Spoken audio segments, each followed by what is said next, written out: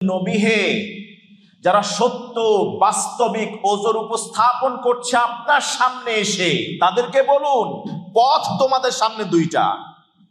এক পথে আছে আল্লাহ, আল্লাহ রাসূল, আরেক পথে আছে সবকিছু। তুমি কোন পথ বেছে নেবে, কাকে তুমি গ্রহণ করবে? তৃতীয় কোনো অপশন নাই। বাদশাহ সুলাইমান আল্লাহ তাআলার কাছে এমন বাদশাহী চেয়েছিলেন যে আল্লাহ, আমার পরে এই বাদশাহী, আপনি এত বড় বাদশাহী রাজত্ব আপনি আর কাউকে দিবেন না। নবীদের পরে পৃথিবীর সব মানুষের ঈমানকে এক পাল্লায় রাখলে আবু বকর সিদ্দিক রাদিয়াল্লাহু তাআলা আনহুর ঈমানের পাল্লা ভারী হয়ে যায়। এসে বললেন, আল্লাহ রাসূলকে নয়, প্রয়োজনে আমাকে হত্যা করো, আল্লাহ রাসূলকে হত্যা করতে দেব না। বাবা তাকে আঘাত করলেন, আবু ওবায়দা পাল্টা আঘাত করলেন। আঘাত করতে করতে এক পর্যায়ে গিয়ে বাবা আহত হলেন এবং শেষ পর্যায়ে আব্দুল্লাহ নিহত হলো। মা যখন বললেন, যদি তুমি ফিরে না আসো, আমার সন্তানের মতো আমার কোলে না আসো ইসলামকে ছেড়ে দিয়ে, তাহলে আমি মরে যাব, খাবো না, পান করবো না, আমি নিজেকে শেষ করে দেব। মাটা মরে পড়ে আছে, এক সপ্তাহ পর্যন্ত কারো কোনো খবর নাই। চিকিৎসক ডাক্তার যখন তার লাশটা নিতে গেল, তখন গায়ের মধ্যে, চোখের মধ্যে, দাঁতের মধ্যে পোকা দেখতে পেয়েছে। মনে করুন আপনার সামনে দুটি রাস্তা। এক রাস্তায় আছেন আল্লাহ, আল্লাহ রসুল, আল্লাহ এবং আল্লাহ রসুলের পক্ষে জিহাদ করা, আর অন্য রাস্তায় আছে 8টি গুরুত্বপূর্ণ বিষয়। আপনার পিতামাতা, আপনার সন্তান সন্ততি, আপনার ভাই বোন, আপনার স্ত্রী কিংবা স্বামী, আপনার জ্ঞাতি গোষ্ঠী, আপনজন, ঘনিষ্ঠজন, সমাজের অধিবাসীরা যাদেরকে আপনি মহাব্বত করেন, এবং আপনার উপার্জিত সম্পদ, আপনার ব্যবসা বাণিজ্য, এবং আপনি যে ঘরে থাকেন মনের মাধুরী মিশিয়ে তিল তিল করে যে বাড়িটি তৈরি করেছেন, সেই ঘর। এক পথে এই দুটি পথ, আপনি কোন পথটি বেছে নেবেন? যদি আপনাকে বলা হয় এই দুইটা পথের কোনো একটাকে বেছে নিতে হবে,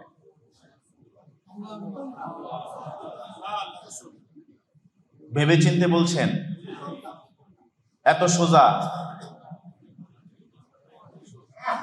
এক পথে আছেন আল্লাহ, আল্লাহ রাসূল, অন্য পথে আছে ধরেন আপনার বাবা কিংবা আপনার মা, আপনার প্রাণের স্নেহস্পদ ছেলে মেয়েরা, আপনার ভাই বোন, আপনার স্বামী কিংবা স্ত্রী, আপনার জ্ঞাতি গোষ্ঠী, আত্মীয় স্বজন, আপনার উপার্জিত সব সম্পদ, আপনার ব্যবসা বাণিজ্য, যা কিছু আছে সবকিছু, এবং আপনার ঘর বাড়ি আরেক পথে। এই সবকিছু এক পথে, আল্লাহ, আল্লাহ রাসূল আরেক পথে। এই দুইটা পথের কোনো একটাকে বেছে নিতে বলা হয়েছে। আপনারা বলছেন আপনারা আল্লাহ, আল্লাহ রাসূলকে বেছে নেবেন। এটা কি শুধু মুখের কথা নাকি অন্তরের কথা? একটু ভেবে চিনতে বলা দরকার ছিল।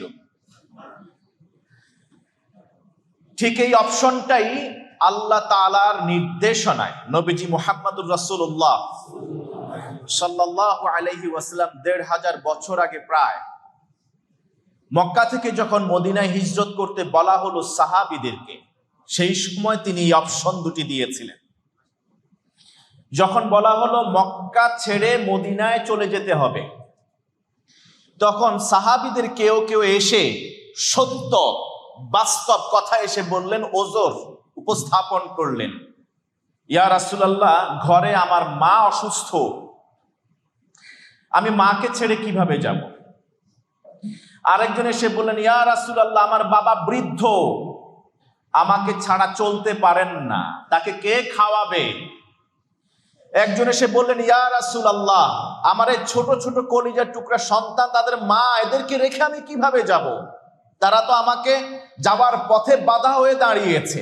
বলছে, আমাদেরকে যদি রেখে যান, কে আমাদের দেখভাল করবে? ইয়া রাসূলুল্লাহ, আমার এত অট্টালিকা, এত সম্পদ, এত ব্যবসায়ী সম্পদ, আমার এত এত কিছু, সবকিছু এগুলোকে রেখে কিভাবে চলে যায়? আমি এত সুন্দর করে ঘরটা বানাইছি, আমার তো ঘরের বাইরে কখনো একটা রাতেও ঘুম আসে না, চোখের পাতা বন্ধ হয় না যতক্ষণ না ঘরে ফিরে আসে। ওই আরামের ঘরটা কিভাবে ছেড়ে দিয়ে চলে যাব? আমি তো রাতে অন্য কোথাও ঘুমাতে পারি না আমার ঘর ছাড়া। তখন আল্লাহ তাআলা সূরাতুত তাওবা 24তম আয়াত নাজিল করে বললেন, কুল ইন কানা আবাউকুম ওয়া আবনাউকুম ওয়া ইখওয়ানুকুম ওয়া আজওয়াজুকুম ওয়া আশীরাতুকুম ওয়া আমওয়ালুন ইকতারাফতুমুহা ওয়া তিজারাতুন তাখশাউনা কাসাদাহা ওয়া মাসাকিনু তারদাউনাহা আহাব্বা ইলাইকুম মিনাল্লাহ ওয়া রাসূলিহি ওয়া জিহাদিন ফি সাবিলিহি ফাতারাব্বাসু হাত্তা ইয়াতিয়াল্লাহু বিআমরিহি ওয়াল্লাহু লা ইয়াহদিল কওমাল ফাসিকিন। আল্লাহ যা বলেছেন সত্য বলেছেন। নবীজি সাল্লাল্লাহু আলাইহি ওয়াসাল্লামকে আল্লাহ তাআলা বলতে বললেন, নবী হে, যারা সত্য বাস্তবিক ওজোর উপস্থাপন করছে আপনার সামনে এসে, তাদেরকে বলুন পথ তোমাদের সামনে দুইটা। এক পথে আছে আল্লাহ, আল্লাহ রাসূল, আরেক পথে আছে সবকিছু। তুমি কোন পথ বেছে নেবে, কাকে তুমি গ্রহণ করবে? তৃতীয় কোনো অপশন নাই। তখন সাহাবীরা তারা তাদের পথ বেছে নিয়েছেন। সুবহানাল্লাহ। হিজরত করেছেন, কেউ বা হিজরত করেছেন কিন্তু তার প্রেমাস্পদ হবু স্ত্রীকে বিয়ে করবার জন্যে, যাকে তিনি ভালোবাসতেন। সহিহ বুখারীর প্রথম হাদিস, ইন্নামাল আ'মালু বিন্নিয়াত ওয়া ইন্নামা লিমরিইন মা নাওয়া ফামান কানাত হিজরাতুহু ইলাল্লাহি ওয়া রাসূলিহি ফাহিজরাতুহু ইলাল্লাহি ওয়া রাসূলিহি ওয়া মান কানাত হিজরাতুহু ইলা দুনিয়া আও ইমরাআতিন ইউসিবুহা আও ইয়াতাযাওয়াজুহা ফাহিজরাতুহু ইলা মা হাজারা ইলাইহি। অনেকে হিজরত করেছেন আল্লাহ আল্লাহর রাসূলকে পাওয়ার জন্য, বাকি 8টি প্রিয় জিনিস ছেড়ে দিয়েছেন। ঘর বাড়ি, বাবা মা, সহায় সম্পদ, ব্যবসা বাণিজ্য সব ছেড়ে দিয়েছেন। আর কেউ কেউ হিজরত করেছেন আল্লাহ আল্লাহ রাসূলকে পাওয়ার জন্য নয়, বরং তাদের প্রিয়াকে পাওয়ার জন্যে, বিলাভেড পারসনকে বিয়ে করবার জন্য, তার সাথে থাকবার জন্য অনেকে করেছেন। এই জন্য আল্লাহ রাসূল সাল্লাল্লাহু আলাইহি ওয়াসাল্লাম বলেছেন, ফামান কানাত হিজরাতুহু ইলা দুনিয়া, যে হিজরত করেছো দুনিয়ার জন্য, লক্ষ্য ছিল দুনিয়া, আও ইমরাআতিন ইয়াতাযাওয়াজুহা, ওই মেয়েকে বিয়ে করবার জন্য, ফাহিজরাতুহু ইলা মা হাজারা ইলাইহি, সে যে জন্য হিজরত করেছে সে সেটাই পাবে। আর যে আল্লাহ আল্লাহ রাসূলকে পাওয়ার জন্য হিজরত করেছে সে সেই হিজরতেই আল্লাহ কবুল করবেন, সে আল্লাহ আল্লাহ রাসূলকেই পেয়ে যাবেন। সুবহানাল্লাহ। আমরা যত সহজে জবাব দিলাম যে আমরা একটা পথ বেছে নিব, আল্লাহ আল্লাহ রাসূলের পথ, তার বিপরীত যে পথ আছে, এই পথ মত যা কিছু হবে সবকিছু ছেড়ে দিব, এত সহজ না। বলা যত সহজ, করা তত সহজ না। যদি ততই সহজ হতো তাহলে দেশের অবস্থা এরকম কেন হয়? যদি করা এতই সহজ হয়, কেন দেশে এখনো ইসলামিক হুকুমত কায়েম হয় নাই? আমি আপনি যদি আল্লাহ আল্লাহ রাসূলকেই চাইতাম, যে আল্লাহ আমাকে সৃষ্টি করলেন, যে আল্লাহ আমাকে দিন দিলেন, যে আল্লাহ আমাকে জমিন দিলেন, যে আল্লাহর এই রাজত্ব, যে আল্লাহ তাআলার এই আসমান জমিন তার মালিকানায়, সেই আল্লাহ গাইডলাইন দিলেন, সেই গাইডলাইন কোরআন, সেটাকে সংবিধান হিসেবে কেন এখনো আমরা বাস্তবায়ন করতে পারিনি? যদি আমরা সবাই আল্লাহ আল্লাহ রাসূলকেই চাই, বাকি সবকিছু বাদ দেই, তার মানে হলো বলা যত সহজ, করা তত কঠিন। আপনার মাসিক ইনকামের আপনার সন্তান, আপনার স্ত্রী, আপনার বাবা মা, এদের মাঝে আপনি বন্টন করেন তাদের ভরণ পোষণের জন্য আপনার অর্জিত সম্পদ। আপনার 5জন ছেলের জায়গায় কি আরো একটি খাত ফি সাবিলিল্লাহ, এই খাতটা কি প্রতি মাসে আপনি রাখেন কিনা? আল্লাহর পথে ব্যয় করেন কিনা, যেই ব্যয়টা আপনি একটা অংশ উপার্জিত সম্পদ থেকে আপনার পরিবার পরিজনের জন্য ব্যয় করেন, আর একটা অংশ আপনি আল্লাহ আল্লাহর রাসূলের পথে ব্যয় করেন কিনা। ব্যয় করলেও সমান করেন নাকি বেশি করেন? This is the question. আপনি ব্যয় করেন কিন্তু সমান করেন নাকি বেশি করেন নাকি কম করেন? সূরা আত-তাওবার 24 নম্বর আয়াতে এই প্রশ্নটাই করা হয়েছে। আল্লাহ তাআলা চান না বাবাকে ভালোবাসিও না, বরং বাবা মাকে ভালোবাসার কথা, তাদের আনুগত্যের কথা, তাদের সাথে সর্বোচ্চ সদ্ব্যবহারের কথা মহান রবের ইবাদতের পরেই মহাগ্রন্থ আল কোরআনে প্রায় 15টি জায়গায় আল্লাহ তাআলা নির্দেশ করেছেন। পৃথিবীতে দ্বিতীয় এরকম আমল আপনি পাবেন কিনা জানি না, যেখানে বলা হয়েছে আল্লাহর আনুগত্য করো, আল্লাহর রাসূলের আনুগত্য করো, আর যেখানে অন্যত্র বলা হয়েছে যেখানে আল্লাহর ইবাদত করো, মায়ের আনুগত্য করো, বাবার আনুগত্য করো, তাদের সাথে ভালো আচরণ করো। সম্মানিত মুসল্লিনে কেরাম, এই আয়াতের তাফসীর আমরা ঢুকবো, তবে তার আগে আয়াতের লিঙ্গুইস্টিক্স নিয়ে আমরা একটু কথা বলি। শাব্দিক সৌন্দর্য, এটাকে লিঙ্গুইস্টিক বিউটি বলা হয়। এই একটি আয়াতে আল্লাহ তাআলা মানব জাতির মনস্তাত্ত্বিক সার্কেলকে আল্লাহ তাআলা হিট করেছেন। মানুষের অ্যাটাচমেন্ট যে সার্কিট আছে সেটাকে হিট করেছেন। মানব সত্তার পুরো অংশটাকে আল্লাহ তাআলা একটা আয়াতের মধ্যে সন্নিবেশিত করেছেন। আমার অতীত, আমার বর্তমান, আমার ভবিষ্যৎ, আমার ব্যক্তি জীবন, পারিবারিক জীবন, সামাজিক জীবন, রাষ্ট্রীয় জীবন, অর্থনীতি জীবন, সবকিছু আল্লাহ তাআলা একটা আয়াতের ভিতরে ঢুকিয়ে দিয়েছেন। এবং আমার ব্রেইন কি চায়, আমার ব্রেইনের ভালোবাসার 3টা স্তর, এই কথা বলেছেন হেলেন ফিশার, অ্যানথ্রোপোলজিস্ট, বিশিষ্ট বিজ্ঞানী। তিনি ব্রেইন নিয়ে গবেষণা করে বলছেন মানুষের ব্রেইনে ভালোবাসার 3টা লেয়ার থাকে, স্তর থাকে। সেইখান থেকে আবার হরমোন নিঃসরিত হয়। যেমন এক ধরনের হরমোন নিঃসরিত হয় টেস্টোস্টেরন। এই হরমোনের সাহায্যে মানুষ কখনো শারীরিক টান অন্যের প্রতি অনুভব করে, যেমন স্বামী তার স্ত্রী, স্ত্রী তার স্বামীর প্রতি। এটাকে ইংরেজি ভাষায় বলা হয় লাস্ট। দ্বিতীয় স্তর হলো অ্যাট্রাকশন। এই অ্যাট্রাকশন মানুষের কারোর প্রতি আবেগীয় যোগাযোগ বা আকাঙ্ক্ষা তৈরি হয়। এটা আবেগ, যেমন বাবার প্রতি, বাবার খেদমত করা, বাবার জন্য ব্যয় করা, সন্তানের জন্য ব্যয় করা, এগুলো আবেগ।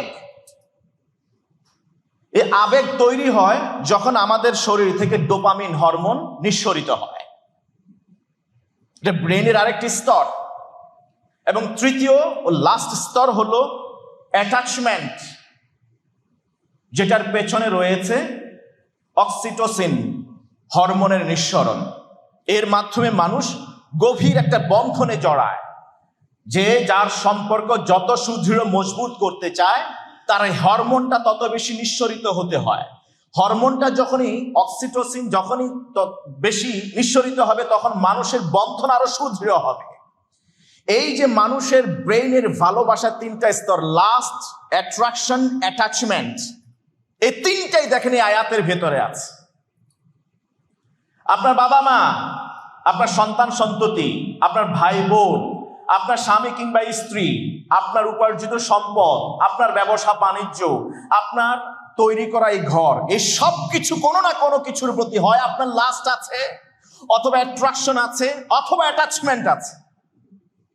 অর্থাৎ আল্লাহ তাআলা মানুষের মানবিক যে অ্যাটাচমেন্টের সার্কিট আছে, এইটাকে আল্লাহ তাআলা হিট করেছেন এই আয়াতের মধ্য দিয়ে। বাবা মা রিপ্রেজেন্ট করছে আমার অতীতকে, আমি, আমার সন্তান, আমি, আমার স্ত্রী, আমার সম্পদ, এটা রিপ্রেজেন্ট করে আমার বর্তমান প্রেজেন্টকে। আর আমার সন্তান সন্ততি, ভবিষ্যতের ব্যবসা বাণিজ্য, আমার ভবিষ্যৎ, এটা রিপ্রেজেন্ট করছে আমার ফিউচারকে। এখানে আমার কথা বলা হয়েছে, ব্যক্তি জীবন নিয়ে কথা বলা হয়েছে, পারিবারিক জীবন, স্বামী স্ত্রীর কথা বলা হয়েছে, সামাজিক জীবন, আশিরাতুকুম, আত্মীয় স্বজনের কথা বলা হয়েছে, সমাজবদ্ধ জীবনের কথা বলা হয়েছে, অর্থনৈতিক সমৃদ্ধির কথা বলা হয়েছে, ব্যবসা বাণিজ্য, অর্থ, টাকা পয়সার কথা বলা হয়েছে। অর্থাৎ একটা আয়াতে আল্লাহ তাআলা মানব জীবনের শুরু থেকে শেষ পর্যন্ত যা কিছু আছে তার প্রয়োজন সবকিছু একটা আয়াতে। এই আয়াতে আল্লাহ তাআলা সব প্রয়োজনকে 8টি বিষয়ের শ্রেণীভুক্ত করেছেন, এক পথে রেখেছেন, আরেক পথে হলো কেবল আল্লাহ আল্লাহ রাসূল। আপনি কোনটিকে বেছে নেবেন? এই আয়াত থেকে আমরা কি এটা বলবো যে আল্লাহ যেহেতু স্বামী স্ত্রী ভাই বোন আত্মীয় স্বজন সম্পদ সহায় সব এক রাস্তায়, আর আল্লাহ আল্লাহ রাসূল এক রাস্তায়, তার মানে হলো কি ভালোবাসা আমাদের সন্তানদের স্ত্রীদের কি ভালোবাসা বাসা যাবে না নাকি? আল্লাহ কি এটা চেয়েছেন যে না তুমি তোমার স্ত্রীকে ভালোবেসো না, তোমার সম্পদের প্রতি তোমার যেন কোনো আগ্রহ না থাকে, তোমার ঘর তুমি তৈরি করো না, দেবদাসী জীবন যাপন করো না? আল্লাহ সেটা চায় নাই। আল্লাহ কি চেয়েছেন এখানে? প্রায়োরিটি। আপনি কোনটাকে প্রায়োরিটাইজ করছেন, আপনি কোনটাকে প্রাধান্য দিচ্ছেন? আপনার সামনে যখন এক পথে আল্লাহ আল্লাহ রাসূল, আরেক পথে হলো বাকি সব, তখন আপনি কোনটাকে বেশি প্রাধান্য দিচ্ছেন? এখন আপনার মসজিদে দান করা লাগবে, আপনি এখন মসজিদে দান করছেন নাকি সেটাকে সঞ্চিত করে রেখে দিয়েছেন আপনার সন্তানের ভবিষ্যতের জন্য? This is the question.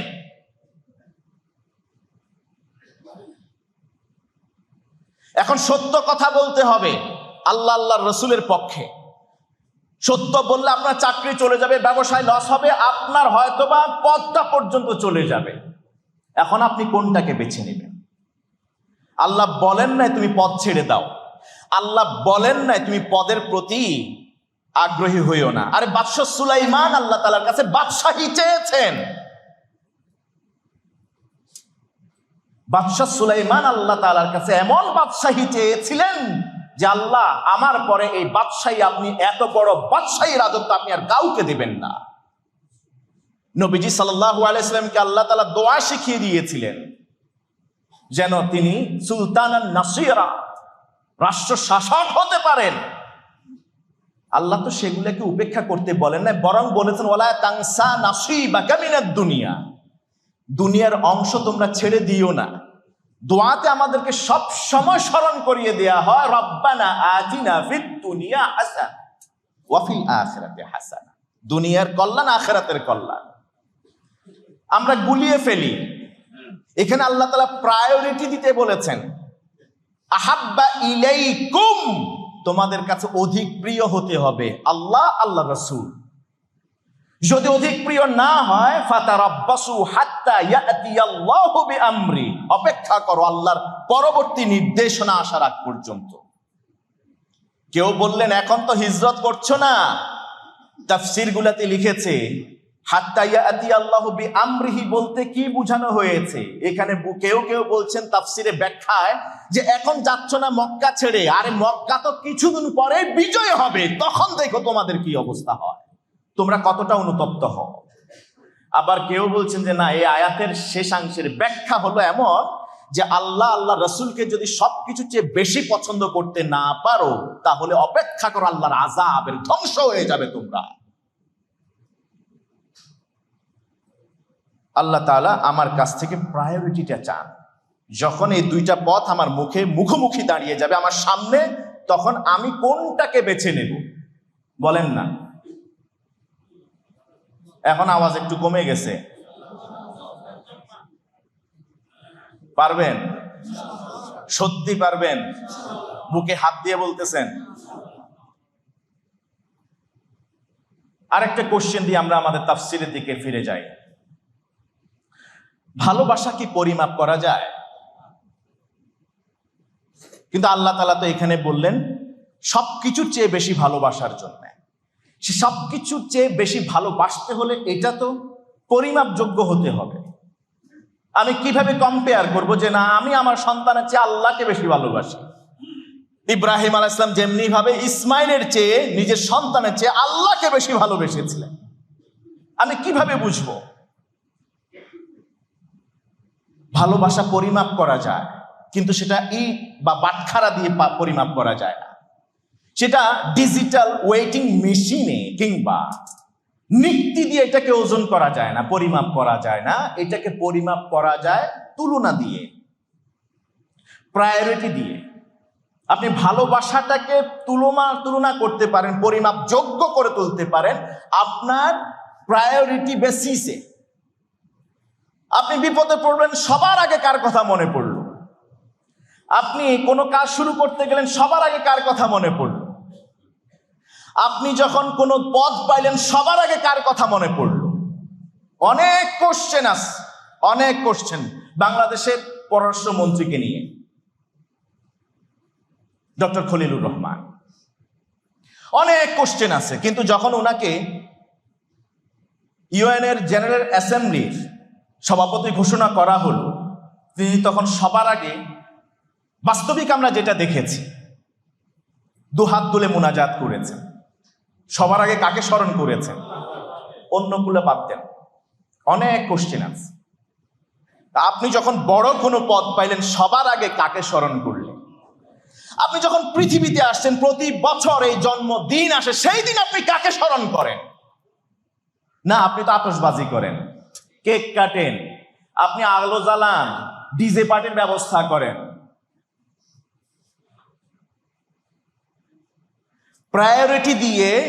প্রায়োরিটির নীতি দিয়ে আপনি পরিমাপ করতে পারেন আপনি কাকে বেশি ভালোবাসেন। এই জন্য ইমাম গাজ্জালি, প্রখ্যাত দার্শনিকের কথা আপনারা শুনেছেন, ইহইয়া উলুমিদ্দিন, তিনি এই কিতাবে চমৎকার কথা বলেছেন ভালোবাসা কিভাবে মাপা যায়।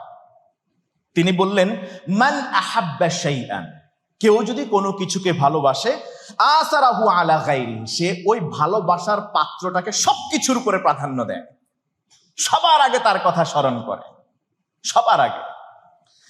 ফামান কানা আল্লাহু আহাব্বা ইলাইহি মিন কুল্লি শাই, যার কাছে আল্লাহ তাআলা পৃথিবীর সবকিছুর চেয়ে প্রিয় হয়ে যায়, আসারাহু আলা কুল্লি শাই, সেই বান্দা আল্লাহ তাআলাকে সবকিছুর উপরে প্রাধান্য দেয়। সুবহানাল্লাহ। এই জন্য যখন দানের কথা আসে, সাহাবীদের কোনো চিন্তাই ছিল না কি রেখে এসছে পরিবারের জন্য, দান করছে কার জন্য? আবু বকর সিদ্দিক বললেন, আবকাইতুল্লাহ ওয়া রাসূলাহ, ঘরে কিচ্ছু রাখি আসি নাই, আল্লাহ আল্লাহ রাসূলকে রাখি আসছি, বাকি সব নিয়ে আসছি। সুবহানাল্লাহ। এটা হলো প্রায়োরিটি। আপনি কাকে বেশি প্রায়োরিটি দিচ্ছেন? পথ কয়টা ভুলে গেছেন? পথ কয়টা? দুইটা। একটা পথে আছেন আল্লাহ, আল্লাহ রাসূল, আর একটা পথে বাকি সব। বাকি সব, সব বলতে সেখানে আর কিচ্ছু বাকি নাই, সবকিছু এই 8টা জিনিসের মধ্যেই। এখন হলো আপনি কাকে বেশি ভালোবাসেন, এটা আমরা বুঝবো কিভাবে? প্রায়োরিটি দিয়ে। কাকে বেশি প্রায়োরিটি দিচ্ছি, কাকে বেশি প্রাধান্য দিচ্ছি, কাকে বেছে নিচ্ছি অপশনস থেকে। এবার আসুন আমরা মিলিয়ে দেখি ইতিহাস থেকে। আবু বকর সিদ্দিক ইবনু আবি কুহাফা, সুবহানাল্লাহ, তার ঈমানের ওয়েট, নবীদের পরে পৃথিবীর সবচেয়ে বড় ঈমানদার তিনি।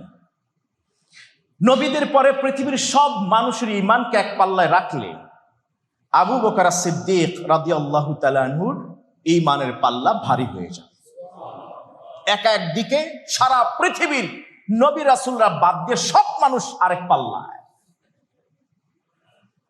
কিন্তু আবু বকর সিদ্দিক রাদিয়াল্লাহু তাআলা আনহুর ঈমানের পাল্লাটা বেশি ভারী। কিভাবে ওখান পর্যন্ত গেলেন তিনি? কিভাবে ওই স্তরে উন্নীত হলেন? বদরের যুদ্ধের ইতিহাসের কথা কি ভুলে গেছেন? বদরের যুদ্ধে যুদ্ধ করতে গেলেন 313 জন সাহাবী। এই 313 জনের মধ্যে আবু বকর সিদ্দিক রাদিয়াল্লাহু তাআলা আনহু একজন। আর কাফের মুশরিকদের পক্ষে তারই সন্তান, জ্যেষ্ঠ পুত্র আব্দুর রহমান ইবনে আবি বকর, তখনও তিনি ইসলাম ধর্ম গ্রহণ করেন। কাফেরদের পক্ষে, মুশরিকদের পক্ষে যুদ্ধ করতে এসেছেন। প্রথমে একটা দ্বন্দ্ব যুদ্ধ হয়েছিল, আপনারা জানেন। যুদ্ধের শুরুতে দ্বন্দ্ব যুদ্ধ, এই পক্ষের একজন ওই পক্ষের একজন। দ্বন্দ্ব যুদ্ধে কাফেরদের পক্ষ থেকে এসছিল উবাইদুল্লাহ, আর কি বলা হয়, ওয়ালিদ, ওতবা এবং সাইবা। আর মুসলমানদের পক্ষে মর্দে মুজাহিদদের পক্ষে ওবায়দুল্লাহ রাদিয়াল্লাহু তাআলা আনহু এবং হামজা নবীজির চাচা এবং জামাতা আলী ইবনে আবি তালিব। এই প্রথমে যে দ্বন্দ্বযুদ্ধ, প্রথমেই তো আব্দুর রহমান ইবনে আবি বকর তখন ইসলাম গ্রহণ করেননি, তিনি প্রথমে দ্বন্দ্বযুদ্ধে আহ্বান করেছিলেন। শুরুতেই আবু বকর সিদ্দিক তিনি উদ্ধত হয়েছিলেন যে তিনি তার পুত্রের বিরুদ্ধে যুদ্ধ করবেন। নবীজি সাল্লাল্লাহু আলাইহি ওয়াসাল্লাম তাকে থামিয়ে দিলেন, বললেন মাত্তি'না বিনাফসিকা ইয়া আবা বকর, মাত্তি'না বিনাফসিকা ইয়া আবা বকর। ও আবু বকর, তুমি তোমার জীবন জীবিত রেখে আরো হায়াতে বেঁচে থেকে আমাদেরকে কল্যাণ দিয়ে যাও। সুবহানাল্লাহ, এত তাড়াতাড়ি শহীদ হইও না। নবীজি তাকে যেতে দেন নাই। বদর যুদ্ধ শেষ, আব্দুর রহমান রাদিয়াল্লাহু তাআলা আনহু ইসলাম ধর্ম গ্রহণ করেছেন আরো পরে। বাবার সাথে একদিন একান্ত আলাপচারিতায় আব্দুর রহমান ইবনে আবু বকর তিনি বললেন আবু বকর রাদিয়াল্লাহু তাআলা আনহুকে, বাবাকে অ্যাড্রেস করে, ইয়া আবাতি, ও আমার কলিজার টুকরা আব্বা, কদ রাআইতুকা ইয়াউমা বদরিন, আমি আমার তরবারির নাগালের কাছে আপনাকে বহুবার যুদ্ধের ময়দানে পেয়েছি। ও আমার আব্বা, যুদ্ধে, বদরের যুদ্ধে আমিও যুদ্ধ করছিলাম মুশরিকদের পক্ষে, আপনি মুহাম্মদ সাল্লাল্লাহু আলাইহি ওয়াসাল্লামের পক্ষে যুদ্ধ করছিলেন। যুদ্ধের ময়দানে যুদ্ধ করতে করতে আপনি বহুবার আমার তরবারির নাগালের কাছে এসেছেন, কিন্তু পিতৃস্নেহে আপনি আমার আব্বা, আপনাকে কিভাবে হত্যা করি, কিভাবে আঘাত করি, এই পিতৃস্নেহের মমতার কারণে আমি আপনার থেকে দূরে সরে গেছি, আপনাকে না দেখার ভান করেছে, আপনাকে আঘাত করি নাই। বাবা কি জবাবে বললেন? আবু বকর কি বললেন? ক্বালা লাকিন লাউ রাআইতুকা লাকাতালতুক, লাকিন্নী লাউ রাআইতুকা লাকাতালতুক। তুমি তো পিতৃস্নেহে আমাকে ছেড়ে দিয়েছিলে, স্পেয়ার করেছিলে, কিন্তু আমার ঈমান তো আমাকে বলেছে দুইটা পথের একটা বাছাই করতে, দুইটা পথের অপশনস থেকে একটা বাছাই করতে হয়, আল্লাহ আল্লাহ রাসূল আর অন্যদিকে বাকি সব। আমি যদি আমার তরবারির নাগালে তোমাকে পেতাম, তোমাকে অবশ্যই অবশ্যই হত্যা করেই ছাড়তাম, আমি তোমাকে ছেড়ে দিতাম না। ইব্রাহিম আলাইহিস সালাম ছেড়ে দেন নাই, ইন্নী রাআইতু ফিল মানামি আন্নী আযবাহুক, আমি স্বপ্নে দেখেছি তোমাকে জবাই করছি, তোমার মতামত জানা। ফানজুর মাযা তারা, ক্বালা ইয়া আবাতি ফাআল মা তু'মার, যা করতে বলা হয়েছে করে ফেলেন। সুবহানাল্লাহ, ইব্রাহিম আলাইহিস সালাম ছেলেকে ছেড়ে দেন নাই। গত জুমাতে আপনারা শুনেছেন সেই ইতিহাস, তাফসির থেকে আমরা তাফসিরে বাগাবী, কুরতুবী, অন্যান্য তাফসিরে মুকাতিল ইবনে সুলাইমান থেকে আমরা আপনাদের সামনে তুলে ধরেছিলাম কিভাবে তিনি হত্যা করেছেন। বারবার চেষ্টা করেছেন হত্যা করবার জন্য, জবাই করবার জন্য, কারণ নির্দেশ কার? আল্লাহ এবং তার সন্তান, এই দুইজনের একজনকে বেছে নিতে হবে। তিনি প্রায়োরিটি দিয়েছেন কাকে? সন্তানকে না আল্লাহকে?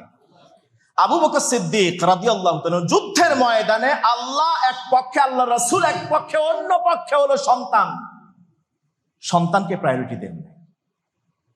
লাকিন্নী লাউ রাআইতুকা লাকাতালতুক, আমি যদি তোমাকে পেতাম তোমাকে শেষ করে ফেলতাম, মেরে ফেলতাম।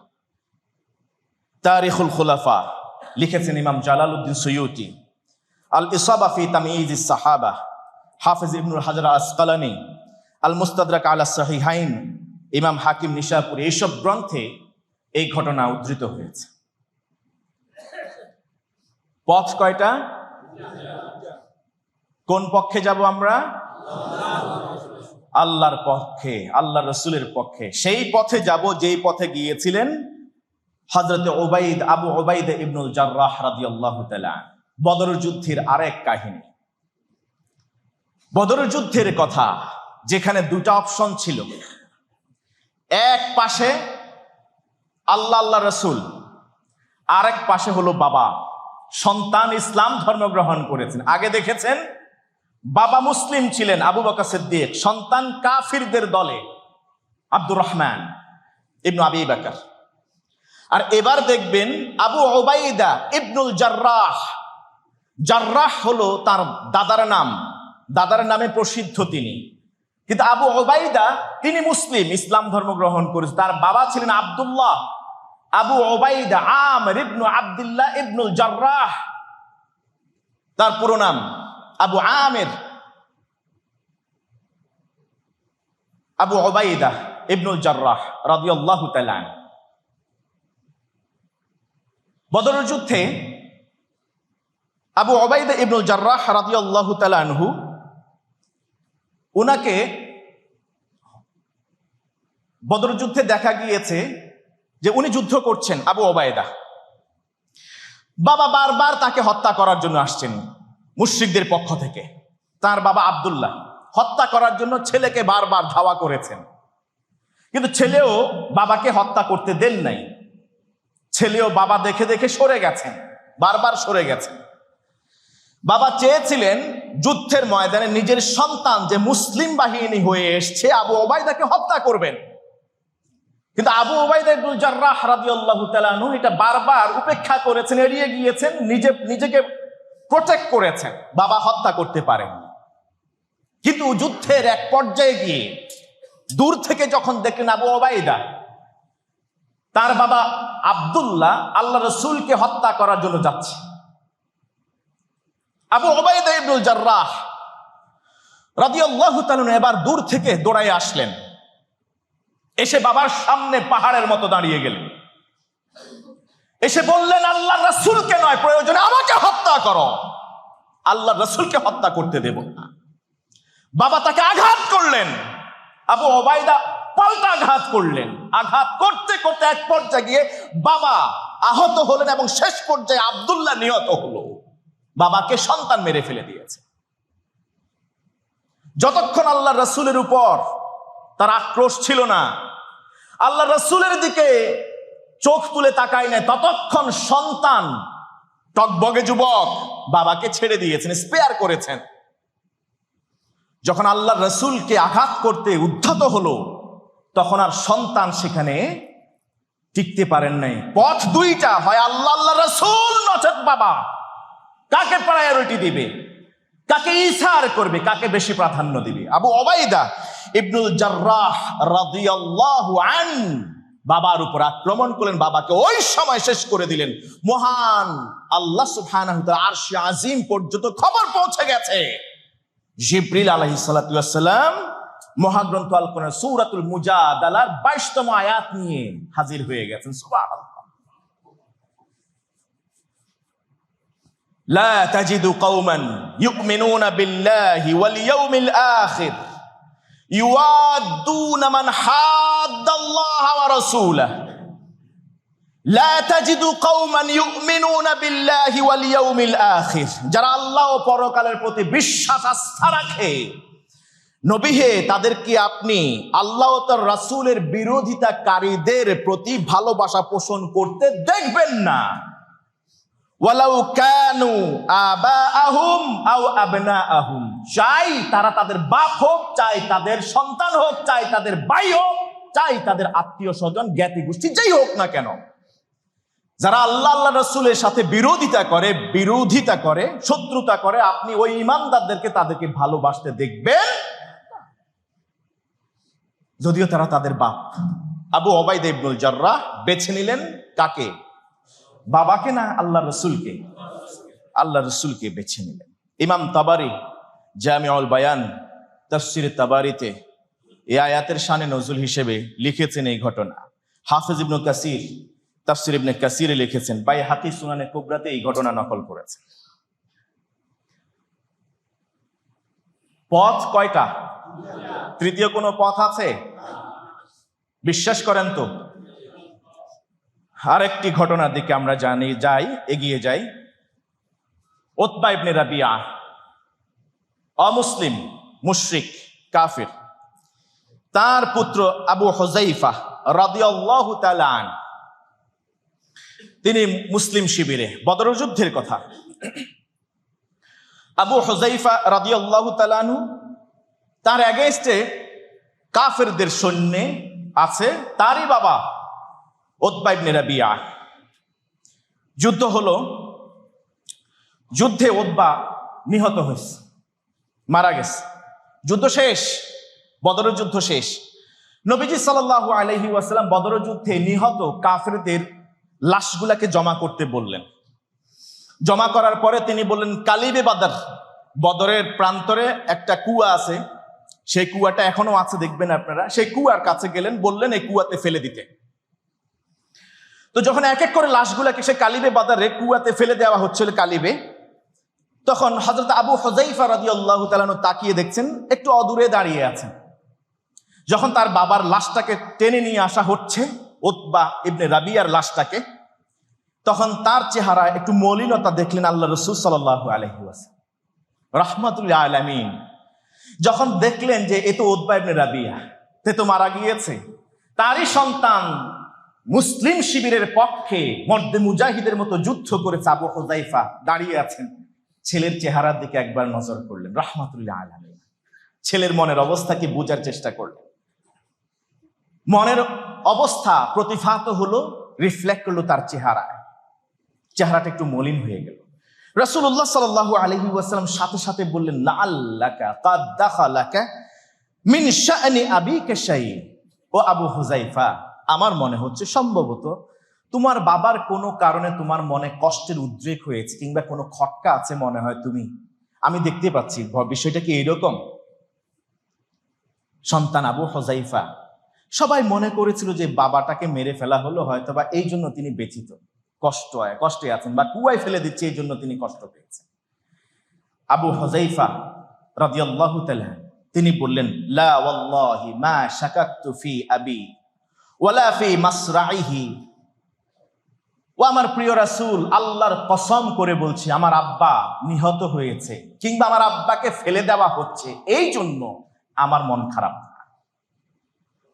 আমার আব্বা নিহত হয়েছে এই জন্য মন খারাপ না। আব্বারে কুয়ায় অন্যদের সাথে ফেলে দেয়া হইতেছে এই জন্য মন খারাপ না। তাহলে মন কেন খারাপ তোমার? সন্তান এবার বললেন নবীজির দিকে তাকিয়ে, ওয়ালাকিন্নী কুনতু আ'রিফ মিনহু রাইয়ান ওয়া হিলমান। আমি তো আমার আব্বাকে বহুদিন ধরে চিনি, আব্বাকে দেখছি তিনি অনেক জ্ঞানী মানুষ, তিনি ধৈর্যশীল মানুষ, তিনি বুদ্ধিমান। আমি তো ভাবছিলেন ফাকুনতু আরজু আন ইউসলিম, তিনি তার বুদ্ধি, তার জ্ঞান, তার সজ্ঞা সবকিছুকে কাজে লাগিয়ে তিনি মুসলমান হয়ে যাবেন। আমি এটা আশা করছিলাম আমার বাবার কাছ থেকে, তিনি মুসলমান হবেন। ফালাম্মা রাআইতু মা আসাবাহ ওয়া মা মাতা আলাইহি, আমি যখন দেখলাম আজকের এই যুদ্ধের ময়দানে তিনি কাফেরদের হয়ে আসছেন এবং মারাও গেলেন, আহজানানি যালিক, আমার আব্বা যে মুসলমান হয়ে মরতে পারলেন না, এই জন্য আমার মনে কষ্ট। আব্বা মরে গেছে, কিচ্ছু আসে যায় না, আব্বা যে মুসলমান হয়ে মরতে পারে নাই, এটাই হলো আমার কাছে সবচেয়ে কষ্ট। ইয়া রাসূলুল্লাহ, এই ছাড়া আর কিছু না। ফাদাআ লাহু আন-নবী সাল্লাল্লাহু আলাইহি ওয়াসাল্লাম ওয়া ক্বালা লাহু খায়রা, নবীজি তার জন্য বরকতের দোয়া করলেন এবং শেষে বললেন, চিন্তা করিও না, আল্লাহ তাআলা তোমাকে কল্যাণ দিয়ে ভরপুর করে দিবেন। সুবহানাল্লাহ। এই ঘটনা সিরাত ইবনে হিশাম, ইবনে কাসির আল বিদায়া ওয়ান নিহায়াতে নকল করেছেন। তিনিও বেছে নিয়েছেন ইসলামকে। তিনি বাবা মরে গিয়েছেন, বাবা নিহত হয়েছেন, অন্যদের সাথে তাকে কুয়ায় নিক্ষেপ করা হচ্ছে, এই জন্য তিনি দুঃখিত নন। দুঃখিত হয়েছেন বাবা যে মুসলমান হয়ে মরতে পারলো না, এই জন্য। সাদ ইবনে আবি ওয়াক্কাস রাদিয়াল্লাহু তাআলা বেছে নিয়েছিলেন ইসলামকে। তিনি তার মাকে বেছে নেন নাই। তার মা হামনা যখন শুনলেন সাদ ইবনে আবি ওয়াক্কাস রাদিয়াল্লাহু তাআলা ইসলাম ধর্ম গ্রহণ করেছেন, তখন হামনা তিনি ঘোষণা করেছিলেন যে তিনি অনশন করবেন, খাবেন না, পান করবেন না। তার সন্তানকে ডেকে পাঠালেন, বললেন তুমি তো ইসলাম ধর্ম গ্রহণ করেছো, তোমার আল্লাহই তো তোমাকে বলেছে মায়ের কথা মানার জন্য, আমি মা হয়ে তোমাকে নির্দেশ করছি, তুমি দিন ইসলাম ছেড়ে দাও, আমার কথা মানো, ফিরে আসো। কোন রেওয়ায়াতে জানা যায় মা যখন বললেন যদি তুমি ফিরে না আসো, আমার সন্তানের মতো আমার কোলে না আসো, ইসলামকে ছেড়ে দিয়ে, তাহলে আমি মরে যাব, খাবো না, পান করবো না, আমি নিজেকে শেষ করে দিব। সন্তান বলেছিলেন সাদ ইবনে আবি ওয়াক্কাস, আপনার যদি 100 বার আল্লাহ রূহ দেয়, 100 বারও যদি আপনি মারা যান, তারপর আমি দিন ইসলামকে ছেড়ে দেব না। 3 দিন না খেয়েছিল, পানি পান না করেছিল, 3য় দিন বেহুশ হয়ে গেল মা হামনা। তার আরেক ভাই উমারা তিনি আসলেন, তার অনশন ভাঙালেন, এরপর মা তার বিরুদ্ধে বদদোয়া করলেন সাদ ইবনে আবি ওয়াক্কাস রাদিয়াল্লাহু তাআলার বিরুদ্ধে। নবীজি সাল্লাল্লাহু আলাইহি ওয়াসাল্লামের কাছে জিবরিল আলাইহিস সালাম ওহী নিয়ে হাজির। সূরা আনকাবুতের ৮তম আয়াত, ওয়া ওয়াসাইনাল ইনসানা বিওয়ালিদাইহি হুসনা। আমি সন্তানকে নির্দেশ দিয়েছি তার মা বাবার সাথে ভালো ব্যবহার করার জন্য। সুবহানাল্লাহ। তবে হ্যাঁ, মা বাবা যদি শিরকের কাজে তাদেরকে প্রলুব্ধ করে, বাধ্য করে, মা বাবার আনুগত্য করা যাবে না, তবে তাদের সাথে দুর্ব্যবহার করা যাবে না। ওয়া সাহিবুহুমা ফিদ দুনিয়া মা'রুফা। মা বাবার সাথে দুনিয়ায় ভালোভাবে মুআমালাত করতে হবে। সাদ ইবনে আবি ওয়াক্কাস মায়ের কথা শুনেন না আল্লাহ আল্লাহর রাসূলের জন্য, দিন ইসলামের জন্য, কিন্তু আমাদের সন্তানেরা মা বাবাকে কেন শুনে না? তাদের অনুগত কেন হয় না? তাদেরকে কেন সবকিছুর চেয়ে ভালোবাসে না বেশি আল্লাহ আল্লাহর রাসূলের পরে? যেখানে নফল নামাজে সন্তান দাঁড়ালে মা বাবা যদি ডাক দেয়, নামাজ ছেড়ে দিয়ে মা বাবার ডাকে সাড়া দেবে। এই যে পল্লবীতে ঘটে গেল যেই ঘটনা, বড় বড় শিক্ষিত বানিয়েছে সন্তানদেরকে, 3টা ছেলে 1টা মেয়ে, প্রত্যেকে হাইলি এডুকেটেড, প্রত্যেকে হাইলি এডুকেটেড, বড় বড় পদে আছে। কেউ কানাডা প্রবাসী, কেউ বা বুয়েটের মতো প্রতিষ্ঠান থেকে পড়াশোনা করেছে, সেখানে প্রফেসর, কেউ বা সরকারের যুগ্ম সচিব, কেউ বা প্রাইমারি স্কুলের শিক্ষক। মাটা মরে পড়ে আছে, 1 সপ্তাহ পর্যন্ত কারো কোনো খবর নাই। চিকিৎসক ডাক্তার যখন তার লাশটা নিতে গেল, তখন গায়ের মধ্যে, চোখের মধ্যে, দাঁতের মধ্যে পোকা দেখতে পেয়েছে। ঘরটা এমন নর্দমায় পরিণত হয়েছে, কত বছরে ঘরটাকে পরিষ্কার করে না, পরিচর্যা করে না। ইসলামকে এটা বলেছে, এই জন্য ছাড়তে বলেছে মা বাবাকে। মা বাবার চেয়ে চাকরি বেশি, মা বাবার চেয়ে সম্পদ বেশি প্রিয় তার কাছে, মা বাবার চেয়ে তার জ্ঞান, গরিমা, সমাজ, তার অহংকার, অধ্যত্ত, এগুলো বেশি, তার পদ, তার যশ, খ্যাতি, নেম, ফেম, সেটা বেশি। আমি আমার যুবক ভাইদেরকে বলি, মা বাবা কি জিনিস আজকে এখন যাদের মা বাবা আছে বুঝতে পারছে না। মা বাবা যখন থাকবে না, তখন মাথা দেয়ালে ঠুকরাবে, কিন্তু সেই ব্যথা আর কখনো নিরামিত হবে না। মায়ের দোয়া, বাবার দোয়া যে কত বড় জিনিস। হুমা জান্নাতুকা ওয়া হুমা নারু। ওই 2জন জান্নাত তোমার, ওই 2জন তোমার জাহান্নাম। মায়ের দোয়ায় ওয়াইস আল কারনি ইয়ামেন থাকতেন, মদিনায় আসেন নাই আল্লাহ রাসূলের সাক্ষাতে, আসলেই সাহাবী হয়ে যেতেন। রাসূলুল্লাহ সাল্লাল্লাহু আলাইহি ওয়াসাল্লাম বলেছিলেন, ইন্না খায়রাত তাবিঈন রাজুলুন ইউকালু লাহু উওয়াইস। মদিনায় থেকে আল্লাহ রাসূল বললেন, তাবিঈদের মধ্যে শ্রেষ্ঠ তাবিঈ যাকে বলা হয় উওয়াইস। ওয়ালাহু ওয়ালিদাতুন, তার একজন মা আছে। কেন আমার কাছে এসে আমার সাহাবী হতে পারলো না? কারণ তার বৃদ্ধা মা আছে। হুয়া বিহা বাররুন, সে তার মায়ের খেদমত করে অনুগত, বিধায় আসে নাই, আমার রাসূলের কাছে আসে নাই। লাউ আকসামা আলাল্লাহি লা আবাররা। ওমর, উমরায় যাচ্ছ, যদি সেই ওয়াইস আল কারনিকে উমরায় পেয়ে যাও, তার কাছ থেকে দোয়া চাইবে, তাকে তোমাকে বলবে তোমার জন্য ক্ষমা চাইতে।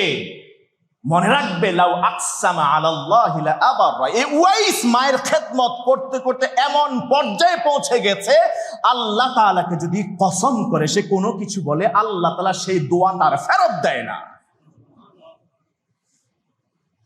ইমাম বুখারী, আবু আব্দুল্লাহ মুহাম্মদ ইবনে ইসমাঈল আল বুখারী ছোটবেলায় দুরারোগ্যের কারণে চোখের দৃষ্টি হারিয়ে ফেলেছিলেন। এই বুখারী আজকে বুখারী হয়েছে তার মায়ের দোয়ার বদৌলতে। মা প্রতি রাতে দোয়া করতেন। চিকিৎসক আশা ছেড়ে দিয়েছেন, আর তার চোখের দৃষ্টি ফিরবে না। মা প্রতি রাতে আল্লাহর কাছে দোয়া করতেন। এক রাতে দোয়া করে ঘুমিয়ে পড়লেন, মা স্বপ্নে ইব্রাহিম আলাইহিস সালামকে দেখে বসলেন। ইব্রাহিম আলাইহিস সালাম বললেন, হে মা, তুমি কাঁদছো এখানে, তোমার সন্তানকে তোমার দোয়া কিংবা কান্নার বদৌলতে আল্লাহ তাআলা তোমার সন্তানকে দৃষ্টিশক্তি ফিরিয়ে দিয়েছেন। তার মা নিজে বলছেন যে আমি এরপরে উঠে দৌড়াইয়ে গেলাম আমার ছেলের কাছে, আমার ছেলে আগের চেয়ে আরো অনেক ভালো দেখা শুরু করেছে। ফতুল বারিতে এই ঘটনা উদ্ধৃত হয়েছে।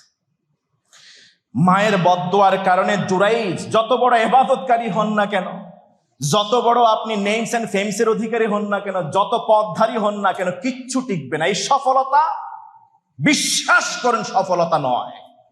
যে সফলতার উন্নয়নের পেছনে আপনার মায়ের গল্প নাই, মায়ের স্পর্শ নাই, মায়ের আদর নাই, মায়ের মুচকি হাসি নাই, মায়ের আঁচল নাই, সেই সফলতা, সে উন্নয়ন কোনো সফলতা নয়। বিশ্বাস করে, এটা সফলতা নয়। সবচেয়ে বড় ইবাদতকারী জুরাইজ, সহিহ বুখারীর হাদিস, সহিহ মুসলিমে এসেছে, ইবাদতের জন্য আলাদা ঘর বানিয়েছে। মা এসছে নামাজে দাঁড়ানো পাইতো, তিনবার ডেকেছে, সন্তান জবাব দেয় না। বললো, আল্লাহ, এখন আমি কি তোমার ডাকে সাড়া দিয়ে নামাজ কন্টিনিউ করব, নাকি আমার মায়ের কথা শুনবো? মা তৃতীয়বার ডাকার পরে যখন আওয়াজ শুনলো না, তিনি মনে কষ্ট পাইলেন। এরপর একটা বদদোয়া করেছিলেন, আল্লাহুম্মা লা তুমিতহু হাত্তা ইয়ারা ফি ওয়াজহিল মুমিসাত। আল্লাহ, আমার সন্তানদের ততক্ষণ পর্যন্ত মৃত্যু দিও না যতক্ষণ সে কোনো ব্যভিচারকারী নারীর চেহারা না দেখে। আল্লাহ বদদোয়া কবুল করে ফেলছেন।